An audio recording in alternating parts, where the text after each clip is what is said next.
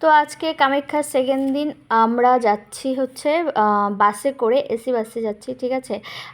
রোপে যাব, গুয়াহাটি রোপে। তো এই যে রোপের বাইরের ব্যাকগ্রাউন্ডটা এটা এত সুন্দর, আর যেমন সুন্দর তেমন গরম, বাপরে বাপ প্রচণ্ড গরম আজকে, ঠিক আছে। গরম ছিল, তো দেখো ঘেমে ক্যাতক্যাত হয়ে গেছি। আর এখানে টিকিটও কাটা হয়ে গেছে, আমরা লাইনে দাঁড়িয়েছি, এবার রোপেতে উঠবো, ঠিক আছে। আর এই যে রোপেতে ফাইনালি উঠে গেছি। আর দেখো এখানে কিন্তু 24 জন করে নেওয়া হয় একটা রোপেতে, ঠিক আছে।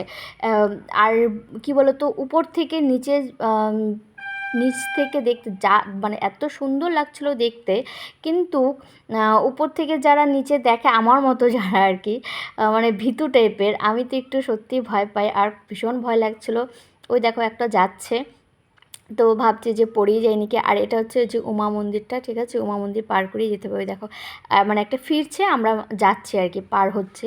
তো যাই হোক, তো এই যে বাইরের পরিবেশটা কিন্তু খুবই সুন্দর লাগছে, মানে দেখতে লাগছিল ভিতর থেকে, কিন্তু আমি ভাবছি যে পড়ে যাবো ভয় লাগছিল।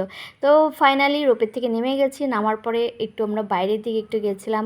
হ্যাঁ, তো আমরা ফেরার পথে আর রোপেতে যাইনি, আমরা বোটে গিয়েছিলাম, ঠিক আছে। এখানে সরকারি বোট পাওয়া যায়, তো ওই যে সরকারি বোটের জন্য আমরা অপেক্ষা করছি। ওই দেখো বোটটায় আসলো মাত্র, এই বোটটা এখান থেকে ছাড়বে 3:30টায়, ঠিক আছে। আমরা 3:20 এখানে এসে বসেছিলাম।